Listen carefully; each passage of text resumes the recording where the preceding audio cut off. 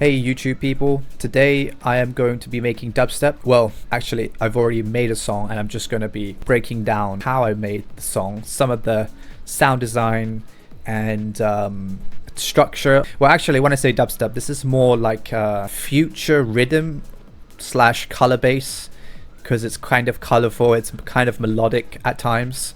What made me want to make it was just making really satisfying sound design and mixing in with color bass, and that's how I ended up making the song, which actually is a remix. So I'll play you what I made. When you stand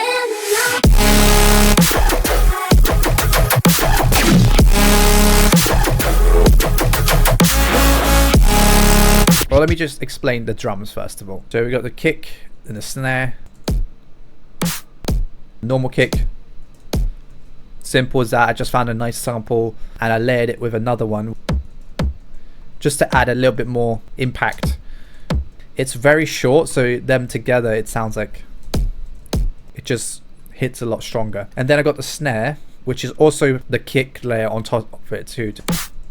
That's basically it. Those are the drums. Oh, I have like a slight nice reverse snare into that, layered with the hi-hats. And I also have a chant layer. I wanted to keep the drums kind of simple, so we're going on to the next part of the sound design. So we have the stub layer. If you can hear that, then you're probably on headphones, but I'll just talk about what I did in Serum. It's basically an 808. I've added a little bit of a coarse pitch just to give it that attack.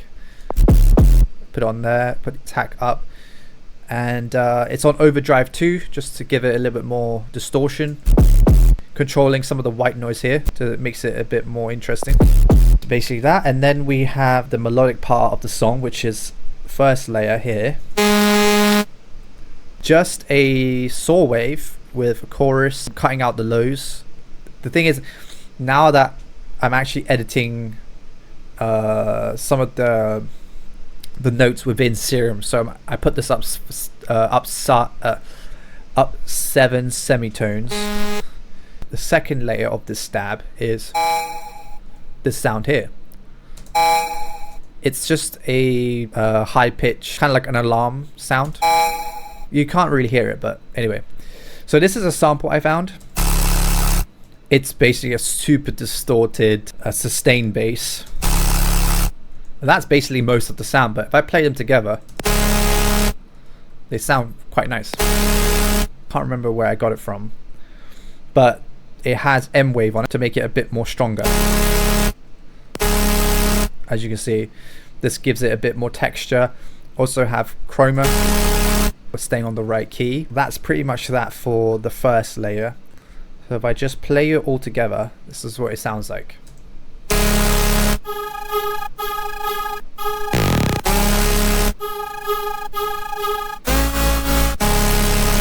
So I'll explain a bit more what's going on there, but that's the first sound.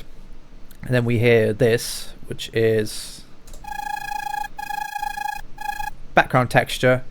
It's quite simple.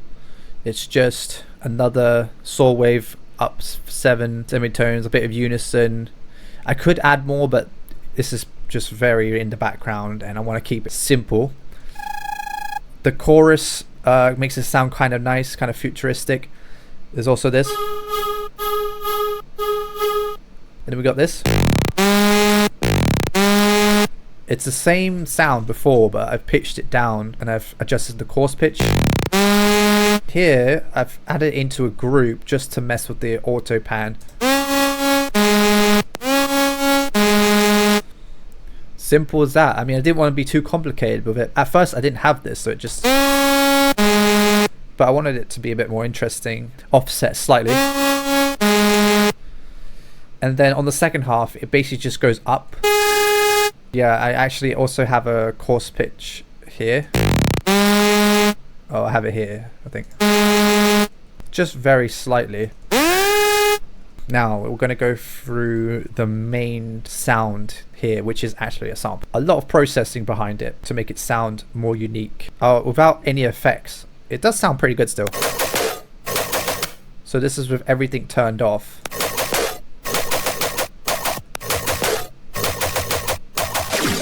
It's just not as clean, and it doesn't have that much of an impact.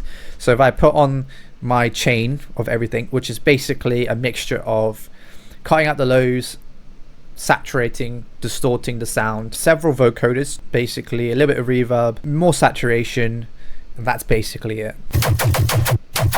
And then I added chroma, which actually isn't really doing much, but it's just making sure that we're in the right key, and that is important later on because I have a frequency shifter. This is basically to give it more width. Here's the important part, the frequency shifter. And I've also have serum, and that's basically adding phaser and a hyperdimension. Here is the second layer. So this is just to add more of the mid-range. Basically it. That's the sound design. Here's another layer of that.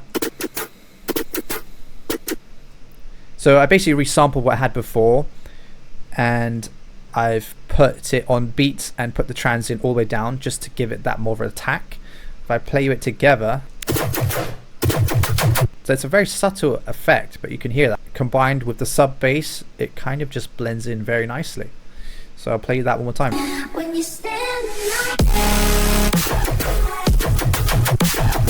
So now I wanted to talk about the main sound of this part. So this is basically this sound here. So this is the sub bass, and here is the chords. So as you can see, it's actually just one note. Alright, it's playing one note, but it sounds like there's lots of other notes being played, and that's because in Serum I have two wavetables, one up 7, this one down 3. I have a overdrive on there, lots of, not that many effects, just pushing the mid-range, adding a chroma, an auto pan, and Valhalla. Basically just give it a bit more delay. And the important part about this is I was messing with the auto pan, which I'm using it as an LFO. As you can see, I'm also modulating the EQ just to give that nice movement, as you can see. And that's basically that. It's,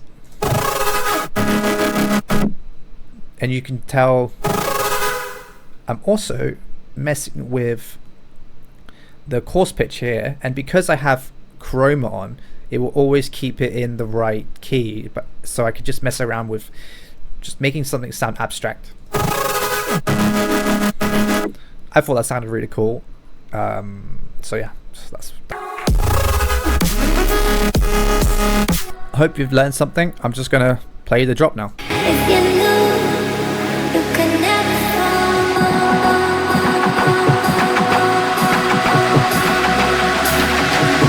When you stand alone.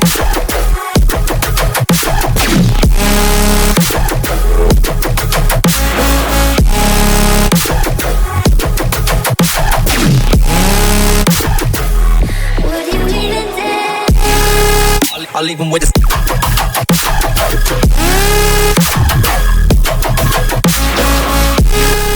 Anyway, that's the track. Hope you enjoyed.